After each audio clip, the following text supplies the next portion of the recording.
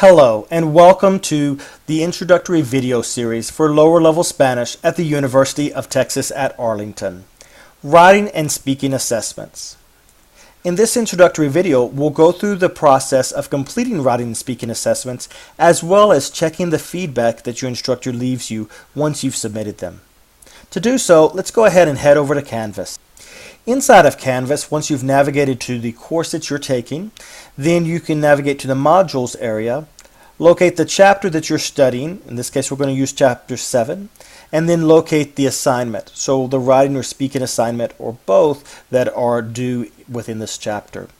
Once you've located the writing or speaking assessment, then you'll go ahead and click on the link, and that will take you over into Connect. Now, once you're here, there's a few things that you need to pay attention to that are easy to overlook. First, right underneath here, it says, by clicking below, you agree. What are you agreeing to? You're using your textbook and the chapters for vocabulary and grammar, that you understand that it's strictly forbidden to use any translators or receive any outside help, whether it's online, via friends, even friends just looking over it and giving you proofreading it and giving you feedback. We don't want any of that taking place. We want to see that the work is from you so that we can give you that feedback that you need to receive. Now, some people may come into the course with some background knowledge of Spanish. Maybe they studied it in high school or previously. So if you find yourself in that situation and maybe there's some vocabulary that you learned in high school that you'd like to incorporate here, or maybe at another university you studied Spanish and you want to incorporate some of the vocabulary here. Our policy is that you use just the vocabulary from the puntos de partida instead of the outside vocabulary.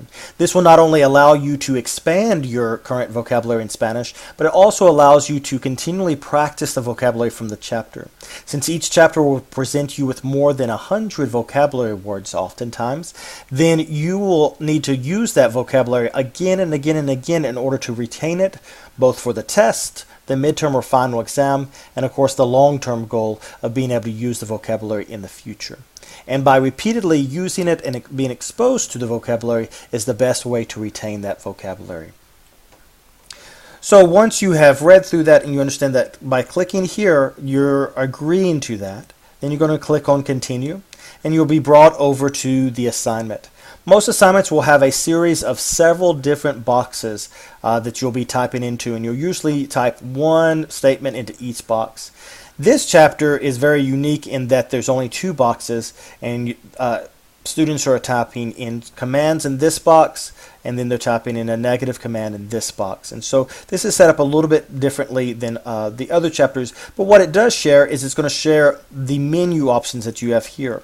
For example, if you need to use any of the accent marks, then you can click here on the keyboard and it will pop open the accent mark and also the ñ that you may need to use inside of the course while you're typing these assignments, as well as the upside down exclamation point, and question mark. All right. These right here are like quotes for Spanish. You probably will not need to use them for your course, but all of these others, you'll run into situations where you may need to use them. All right, so once you have typed up the responses, usually you would have another box at the very bottom, and that's where you would combine your answers along with some connecting words. Again, this is a very unique chapter that we're looking at right now that does not have all of the features that most writing and speaking assessments would have. If it was a speaking assessment, then you would have boxes, and then at the very end you would have a record button. And we're going to take a look at that in just a second. Once you have finished it, then you're going to click on Submit. It's telling me that I have 2 incomplete questions. I'm going to go ahead and submit it anyway, but if this was true assignment that I was submitting, then I would need to make sure to look at that. Now, view results, you will not have any immediate results from this assignment. You will not have any results until your instructor has graded the assignment for you. Now, to give you an idea of how a speaking assessment would be laid out, then again you would have several boxes here that you'd be typing into. And then once you have them all typed, you would click on Record My Voice to record your voice reading each of these. Now once you click on Record My Voice, and you need to select the correct microphone that you're using, you can click Remember This Decision, and allow. It depends on what browser you're using to what you're going to receive, whether it's a pop-up box here or up here.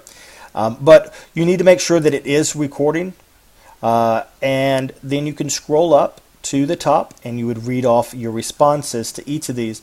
And while you do so, you want to try to include any connecting words like and, but, also, any of the connecting words that you're presented with down here that could help you. Like here it says y, pero, también, and so forth. Any connecting words to make it flow a little bit better. Now once you have finished, then you would click stop recording and you need to click save. If you get an error message or it does not save, then I would recommend that you check out another browser and see if it would work better. Chrome is the browser that's going to present the most difficulty with the recorder. So it would be important to try Firefox first, whether you're using a Mac or a PC. If you're using a PC, then go ahead and try Edge as a second option. For a Mac, try Safari as a second option. Now once you've clicked saved, then you still need to make sure that you click submit. Saved will not submit it, and it's very important that these assignments get submitted before the due date, because otherwise they often get submitted as an incomplete response that your instructor would not be able to grade, because the audio and anything that you typed up that was not saved would be lost.